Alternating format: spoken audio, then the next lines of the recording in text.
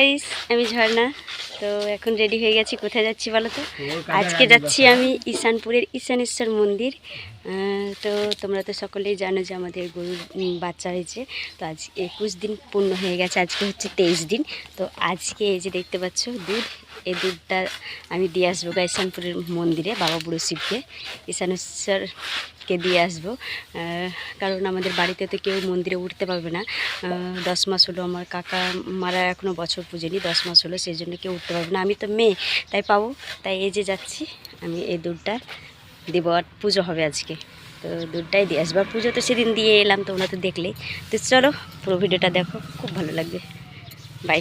তো ফাইনালি চলে এসেছি ঈশানপুরের ঈশানেশ্বর বাবা বুড়ো শিবের কাছে।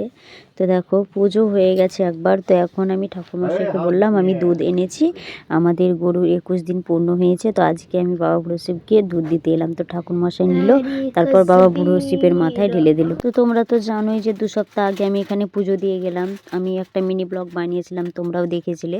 তো আজকে দক্ষিণা দিলাম আর দুধটাই দিলাম। তো আমাকে প্রসাদও দিয়েছিল। তো পুরো মন্দিরটা তোমাদেরকে একটু শেয়ার করছি। দেখো কত সুন্দর। এখানে যদি তোমরা পুজো দিতে আসো, মন জুড়িয়ে যাবে, বাড়ি যেতে ইচ্ছে করবে না।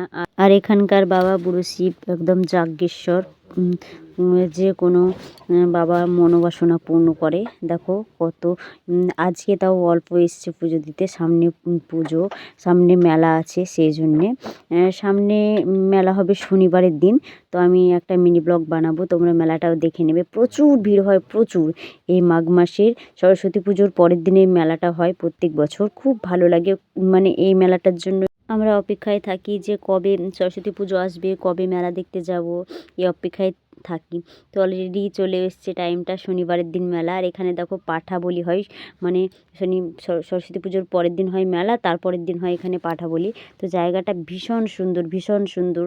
যারা যারা পুজো দিতে আসবো ভাবছো, এখানে চলে আসবে, ভেবে চিনতে লাভ নেই। এই যে দেখতে পাচ্ছ এই মন্দিরটা, ছোট্ট একটা মন্দির, খুব সুন্দর।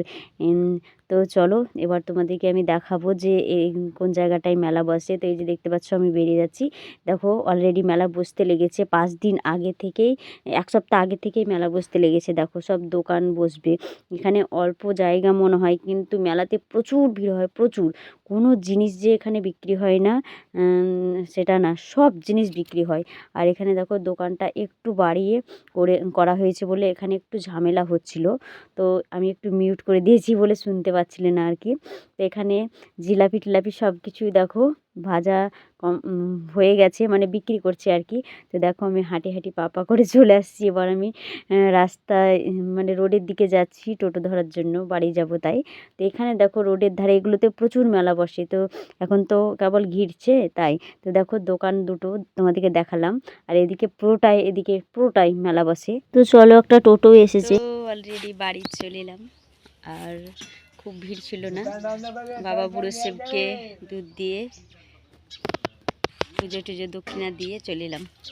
পুজোতে দিয়ে এসেছিলাম আর একদিন, ফল টল নিয়ে যাইনি, দক্ষিণা দিলাম। তো চলে এলাম। আর ওখানে অনেক মেলা বসেছে।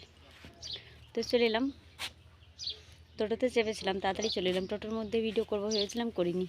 তো যাই হোক, মিনি ব্লগটা কেমন লাগলো অবশ্যই কমেন্টে জানিও। টাটা, বাই।